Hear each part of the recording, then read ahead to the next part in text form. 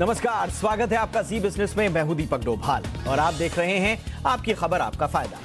LIC की listing पर निवेशकों को हल्का झटका लगा है। बेहद उम्मीदों वाला ये आईपीओ अपने इश्यू प्राइस से नीचे लिस्ट हुआ है। हालांकि रिटेल और पॉलिसी होल्डर्स को डिस्काउंट पर शेयर मिला, इसलिए उन्हें नुकसान ज्यादा नहीं हुआ, लेकिन अब निवेशक दुविधा में हैं। आज हम एलआईसी की लिस्टिंग पर चर्चा करेंगे, समझेंगे कि अब निवेशकों को क्या करना चाहिए। जिन्हें आईपीओ में शेयर नहीं मिला उन्हें अब क्या करना चाहिए, क्या इसमें अभी भी निवेश के मौके हैं। एलआईसी के आईपीओ को लेकर निवेशकों की तमाम चिंताओं पर हम अपने एक्सपर्ट से उनकी राय लेंगे और वो आपके साथ साझा करेंगे। लेकिन पहले रिपोर्ट देखिए, लौट रहे हैं बेहद खास मेहमानों के साथ।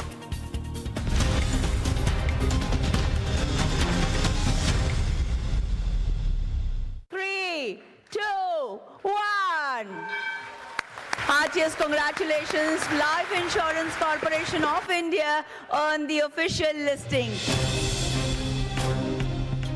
नाम बड़े पर दर्शन छोटे, कुछ ऐसा ही एलआईसी के आईपीओ की लिस्टिंग के साथ हुआ।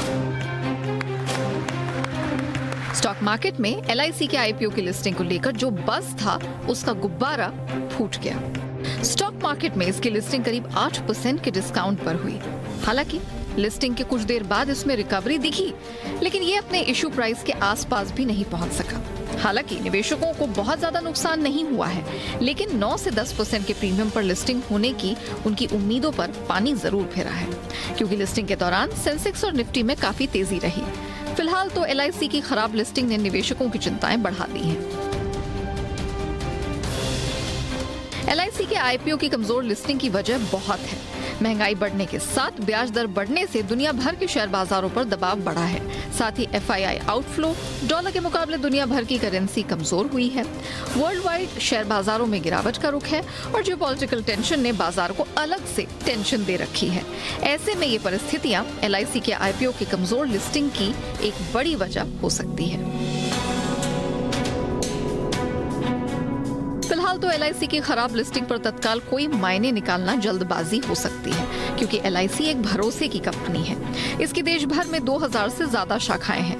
बीमा के क्षेत्र में देश में ये सबसे बड़ा प्लेयर है और 60% से ज्यादा इसका मार्केट शेयर है। इंश्योरेंस सेक्टर में वैल्यूएशन एम्बेडेड वैल्यू के हिसाब से आंकी जाती है और एम्बेडेड वैल्यू के इस लिहाज से ये बीमा क्षेत्र में सबसे सस्ती कंपनी है। ऐसे में निवेशकों को खराब लिस्टिंग को लेकर ज्यादा परेशान नहीं होना चाहिए।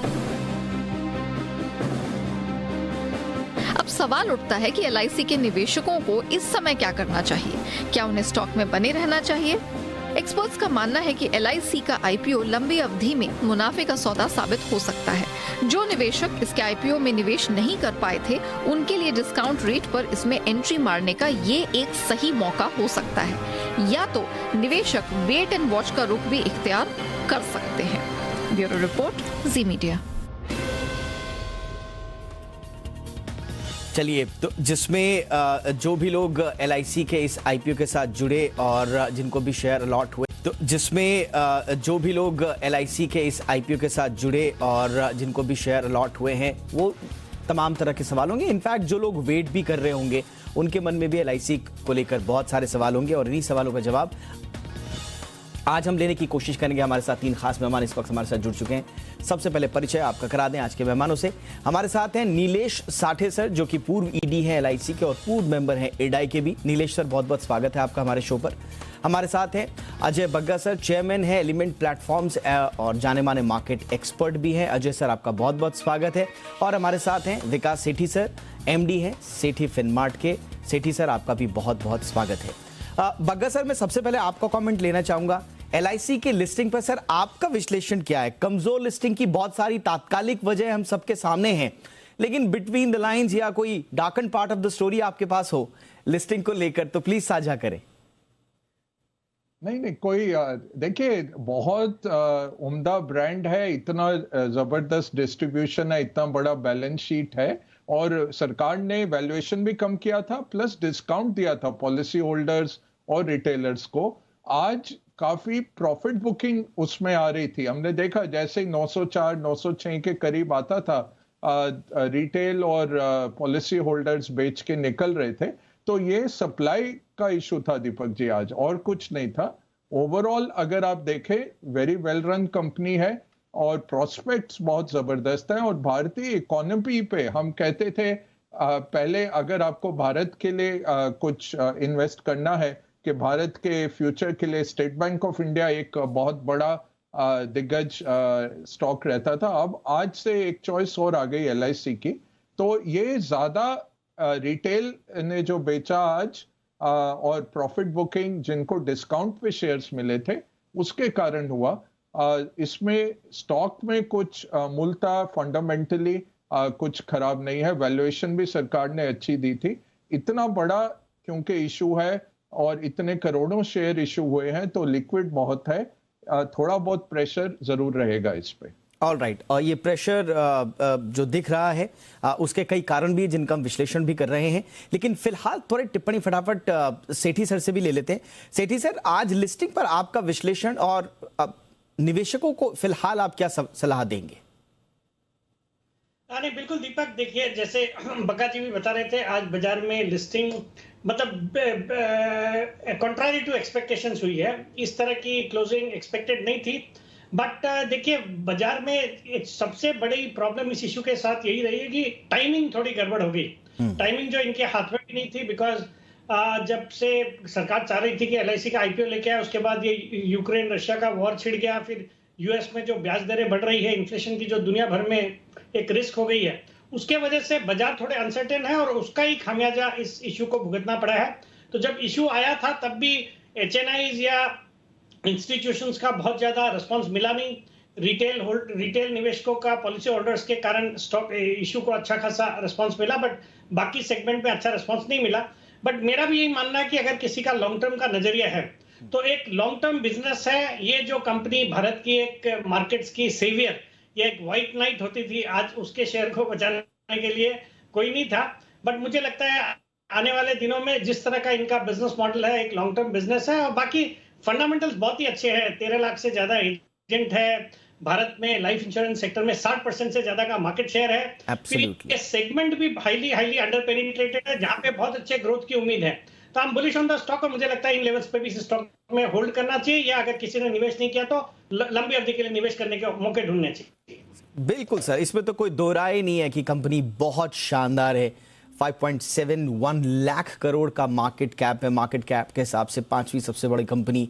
आप जैसा कि सेठी सर भी बता रहे थे, 13 लाख से ज़्यादा एजेंट्स हैं, 1 लाख से ज़्यादा कर्मचारी हैं, 2000 से ज़्यादा शाखाएं हैं, 29 करोड़ 30 करोड़ के आसपास शायद बीमा पॉलिसीज हैं। ईवी के लिहाज से सस्ती भी है। ऐसा कोई भी चीज़ नहीं है जो नेगेटिव उसमें जाए। लेकिन नेगेटिव सेंटिमेंट्स और साठे सर बहुत कोशिश की सरकार ने कि कोशिश करें कि नेगेटिव सेंटिमेंट हावी ना हो पाए। लिस्टिंग के वक्त टाइमिंग भी 1-2 बार चेंज हुई, लेकिन जैसा आप सेठी सर कह रहे हैं कि थोड़ा सा टाइमिंग जो है वो पक्ष में नहीं रही LIC की, या आप मानते हैं कि अब जियोपॉलिटिकल सिचुएशन ही ऐसी हो गई, आज नहीं तो कल लाना तो था ही, और अभी आप देखेंगे कि अभी बहुत ज़्यादा कुछ लंबे समय में सब कुछ ठीक ठाक हो जाएगा, जियोपॉलिटिकल सिचुएशन ठीक ठाक हो जाएगी, ऐसा भी नहीं है। तो आप जितना जल्दी लाना चाहते हैं उतना जल्दी ले आए, ठीक ही हुआ। सही बात है। असल में हेलो सर, आपको आवाज आ रही सर? हाँ, मुझे आवाज आ रही। बिल्कुल सर, बोलिए। प्रॉब्लम ये थी कि अगर 12 मई से आगे अगर डेट चली जाती लिस्टिंग की तो सारे फाइनेंशियल्स वगैरह सारा फाइलिंग फिर से करना पड़ता है। बिकॉज आपको मालूम होगा कि रेड हियरिंग प्रॉस्पेक्टस जो होता है उसकी 3 महीने की सिर्फ मर्यादा होती है, उसके बाद फिर नया रेड हियरिंग प्रॉस्पेक्टस फाइल करो। तो 12 मई के बाद अगर ये लिस्टिंग की डेट अनाउंस होती तो वो कम से कम सितंबर अक्टूबर तक चली जाती, क्योंकि फिर 31 मार्च के फिनेंशियल जो है वो ऑडिट करके उसके रिटर्न सारे फाइल करके it would have taken lot of time. तो ये मानना था कि ये सही समय नहीं है, क्योंकि हमने देखा कि जियोपॉलिटिकल रीजंस के कारण, रशिया यूक्रेन वॉर के कारण जो मार्केट जो क्रैश हुआ, करीबन 15% की करेक्शन आई उसमें। तो ऑब्वियसली ऐसे समय में IPO लाना एक अच्छा कदम नहीं होता है। मगर ये सोचा गया उस समय, सोचा होगा, मैं तो खैर पार्टी नहीं था उसमें, मगर ये सोचा होगा कि अगर और 6 महीना रुके तो ये भरोसा नहीं है कि ये जियोपॉलिटिकल सिचुएशन, इन्फ्लेशन, जो कोई इंडाइसेस जो आते हैं वो जो ठीक नहीं है अभी, वो उस समय कुछ बेहतर हो जाएंगे।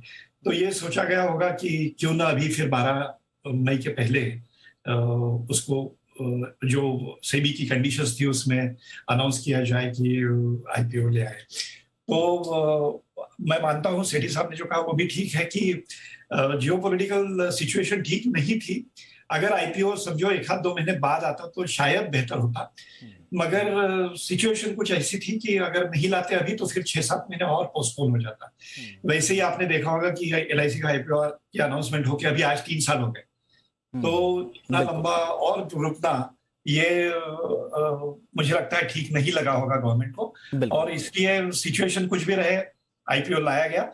और मुझे लगता है कि ये 8-10% का जो ओपनिंग में बिलो ऑफर प्राइस लिस्टिंग हुआ है, ये कोई ज्यादा झटका ऐसे नहीं है बीमा धारकों को या रिटेल इन्वेस्टर्स को, क्योंकि उनको जो शेयर मिले थे वो भी 889 रुपीज और 904 पे मिले थे, और आज 875 पे क्लोज हुआ है। और जैसे आपने बताया अभी कि कुछ रिटेल निवेशकों ने, जैसे मार्केट 910, 911, 904 ऐसे लेवल पे आया, तब कुछ लोगों ने बेच भी दिए हैं।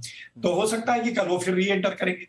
और दूसरी ये अहम बात ये है कि बहुत अच्छा हुआ कि कहीं इंस्टीट्यूशनल इन्वेस्टर्स ने आर्टिफिशियली प्राइस जैकअप नहीं की गवर्नमेंट के कहने पे, या otherwise it was possible. See, nothing is difficult today.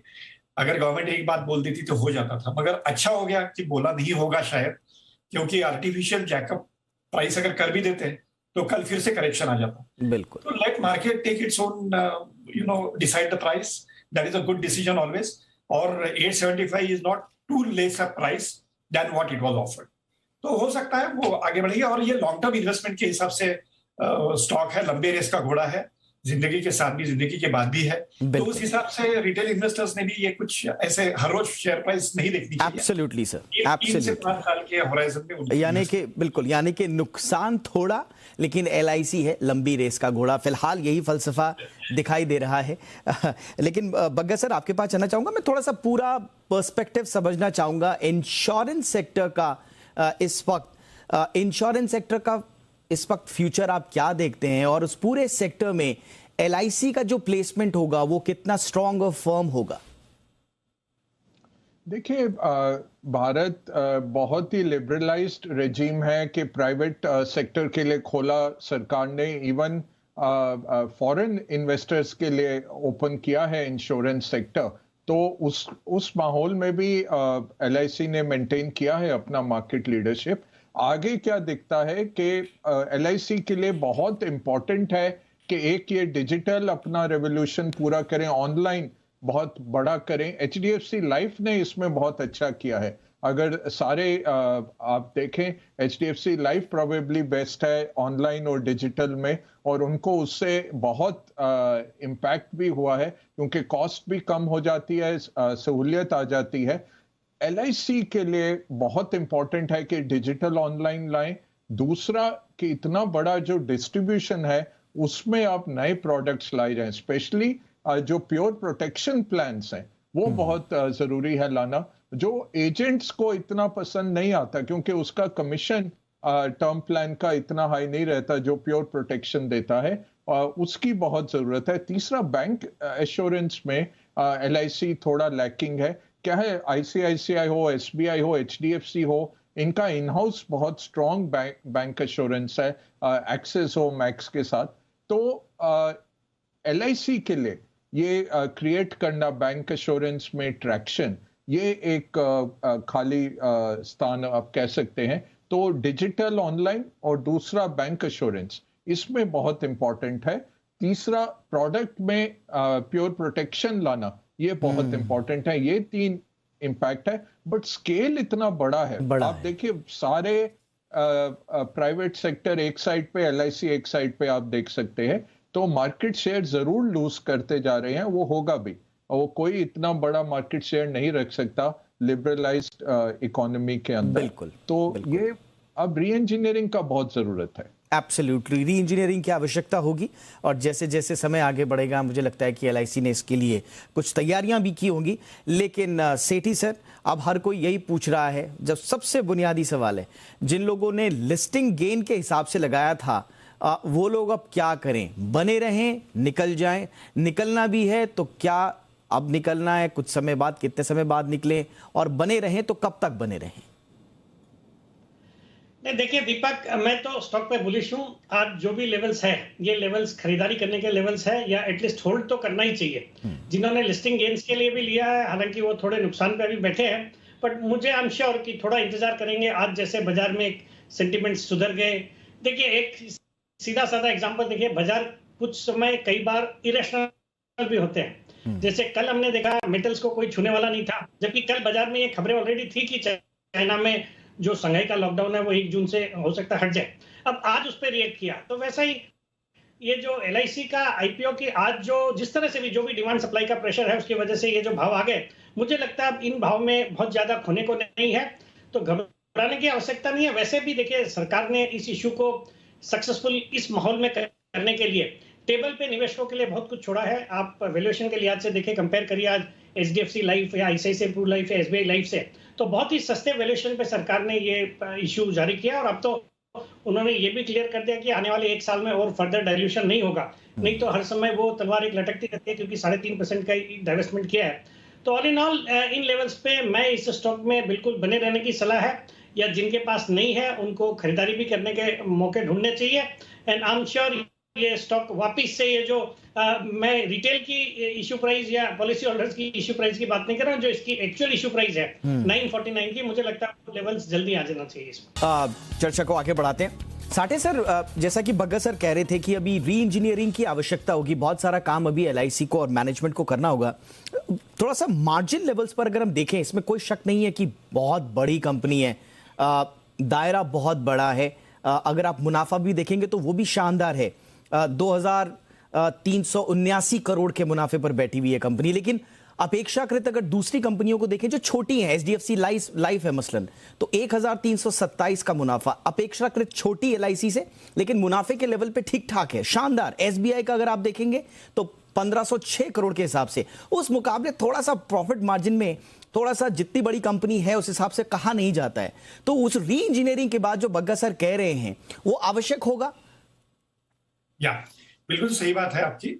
देखिए अभी तक LIC ने अपना काम करने का तरीका जो रखा था ना, वो सिर्फ और सिर्फ ज्यादा से ज्यादा लोगों तक पहुंचना है और ज्यादा से ज्यादा लोगों को बीमे का जो संरक्षण है वो देना है।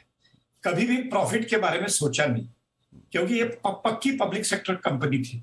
और ये देखा गया है कि जैसे बैंक एश्योरेंस बिजनेस में प्रॉफिट ज्यादा है, टर्म इंश्योरेंस में प्रॉफिट ज्यादा है, विदाउट प्रॉफिट पॉलिसी जो नॉन पार्टिसिपेटिंग पॉलिसीज होती है उनमें ज्यादा है। तो इनमें अब फोकस LIC आगे करेगी या करना चाहिए। MD साहब राजकुमार साहब का एक इंटरव्यू में उन्होंने कहा भी कि इन प्रोडक्ट्स पे आगे हम ज्यादा उस पे फोकस करेंगे। तो प्रॉफिट का मोटो कभी था नहीं, सर्विंग का मोटो था। इसका मतलब क्या अब सर्विंग का मोटो खत्म हो जाएगा क्या?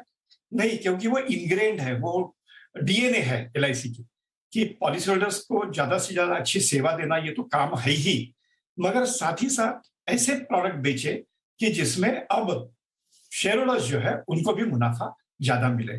तो उस हिसाब से LIC कोशिश करेगी, जरूर करेगी और करनी भी चाहिए। अब जैसे मैं एक छोटी सी बात बताता हूं कि कई प्राइवेट इंश्योरेंस कंपनी कम से कम 50 लाख या 1 करोड़ से कम रकम का टर्म इंश्योरेंस देती नहीं है, मगर LIC 1 लाख 2 लाख का भी देती है। और ये हर बार देखा गया है कि जैसे सम एश्योर्ड ज्यादा होती है भाई, उसकी वो हेल्थ कॉन्शियस होता है, वो एक्सरसाइज करता है, अगर कुछ होता भी है तो तुरंत डॉक्टर के पास जा सकता है, क्योंकि उसकी वो फाइनेंशियल कैपेसिटी है। मगर जो गरीब है उसकी वो फाइनेंशियल कैपेसिटी, तो मॉर्टेलिटी एक्सपीरियंस जो है वो हर बार लो टिकट साइज पॉलिसीज का हर बार खराब होता है। और LIC तो कभी भी ये नहीं कहेगी कि अगर LIC सोचेगी कि सिर्फ 1 करोड़ के ऊपर जो जिनको सम एश्योर्ड चाहिए उन्हीं को हम बीमा बेचेंगे, तो ये तो गलत भी है, ये होना भी नहीं चाहिए। फिर छोटे लोग जो है उनको बीमा कौन देगा? तो इसलिए LIC का जो स्ट्रक्चर है वो अच्छा है, इसमें कोई दो राय नहीं, मगर उसमें फिर प्रॉपर अंडरराइटिंग करे, ये देखे कि ठीक ढंग से सेहत जिनकी अच्छी है उन्हीं को बीमा दे, तो अंडरराइटिंग डिसीजन जो है वो ठीक ढंग से मॉनिटर करे। मगर ये बात बिल्कुल होनी भी नहीं चाहिए कि जैसे प्राइवेट इंश्योरेंस कंपनी ऑपरेट करती है उसी प्रकार से अगर LIC ऑपरेट करने लगी तो फिर LIC का जो अलगपन है वो नष्ट हो जाएगा। बिल्कुल बिल्कुल, जो सोल है, जो मूल अवधारणा है एलआईसी की, फिर वो खत्म हो जाएगी। बिल्कुल सही बात आपने कहा। और बग्गा सर, सरकारी कंपनी होने के नाते थोड़ा सा रेस्ट्रिक्शंस भी होते हैं, उतना फ्रीडम के साथ आप काम नहीं कर सकते हैं जितना प्राइवेट कंपनीज करती हैं, लेकिन स्टिल जैसा कि आपने कहा कि दायरा बहुत बड़ा है। और क्या सरकारी होना या जो एक रेस्ट्रिक्शन, एक दायरा जो सीमित है, क्या वही वजह है कि थोड़ा सा हमने देखा कि फॉरेन इन्वेस्टर्स भी बहुत ज्यादा लालायित नहीं दिखे एलआईसी के आईपीओ में, तो यही वजह आप मानते हैं? नहीं, वो मैं कहूँगा सेठी साहब ने जो पहले कहा वो ज्यादा माहौल का बात था। एफआईज देखें, अक्टूबर 1 से अभी तक नियरली 3 लाख करोड़ भारतीय मार्केट से निकाल चुके हैं, तो ये टाइमिंग का इशू था। यही अगर पिछले सितंबर में आ गया होता जब पॉजिटिव आ रहा था एफआई फ्लोज, तो ये हो जाता। तो इतना बड़ा नहीं। वॉरेन बफेट को अगर आप आज 51% ऑफर करेंगे एलआईसी, वो भाग के आ जाएंगे लेने के लिए, बट उनको मेजॉरिटी स्टेक चाहिए। तो मूलभूत फंडामेंटल्स ठीक है। मैं यही कहूंगा कि आपको डिजिटाइज बहुत करना है। मैं आपको अपना एग्जांपल देता हूँ। मेरी सिटी बैंक की और जी कैपिटल की पेंशन है।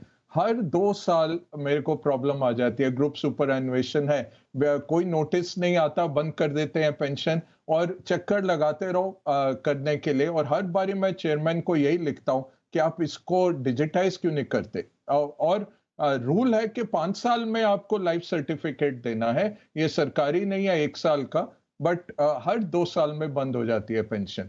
तो प्रॉब्लम यही है। बट दूसरी तरफ देखें, आप हमारे से एक जनरेशन ऊपर देखें, हमारे पेरेंट्स, इन लॉ, वो सब एलआईसी से ही स्वेयर करेंगे, क्योंकि बाकी कंपनीज में देखें बहुत शार्प प्रैक्टिस आते हैं। ये प्राइवेट सेक्टर कंपनीज और स्पेशली भारतीय आवाम के लिए एलआईसी की बहुत जरूरत है। जो नीलेश जी ने भी कहा कि जैसे एसबीआई है, बट एसबीआई ने जो योनो ऐप बना दिया है, एलआईसी को भी अब बिल्कुल डिजिटल बना देना चाहिए कि जो लोग सक्षम हैं, एटलीस्ट वो तबका आसानी से आपके साथ डील कर सके।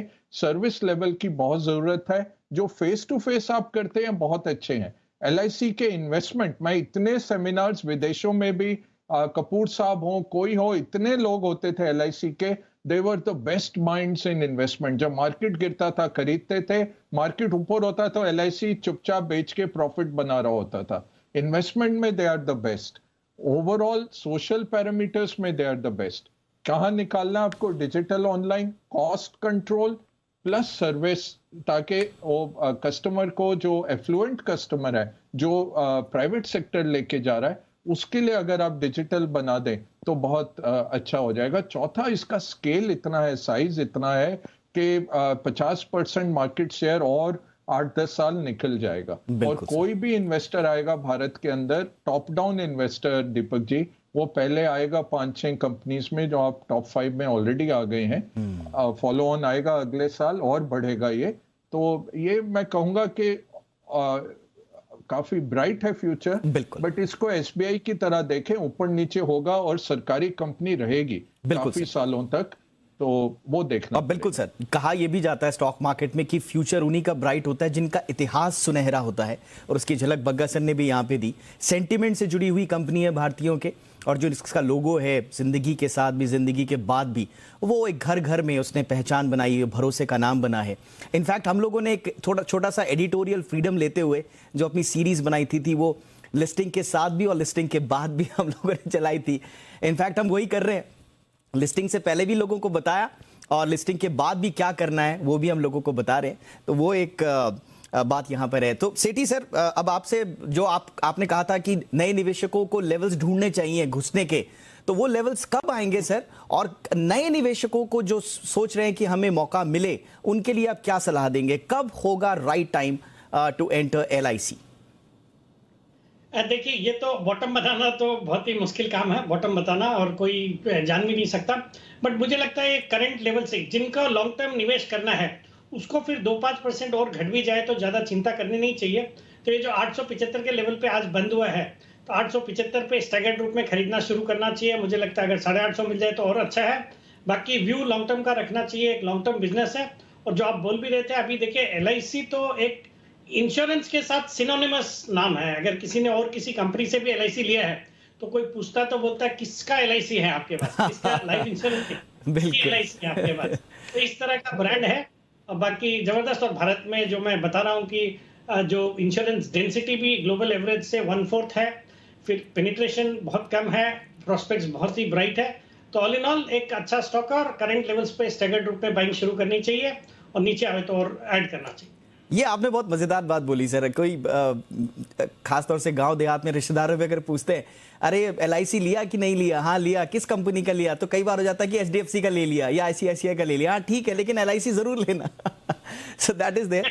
तो एक तरह से इंश्योरेंस का पर्याय जब कोई नाम बन जाए तो फिर उस पर भरोसा ना हो, ऐसा हो ही नहीं सकता। बहरहाल ये था हमारा लिस्टिंग के बाद का विश्लेषण। बहुत बहुत शुक्रिया सर, आप तीनों ने हमारे लिए वक्त निकाला। Nilesh sir thank you so much sir, Ajay Bagga sir thank you so much sir, Sethi sir thank you so much sir.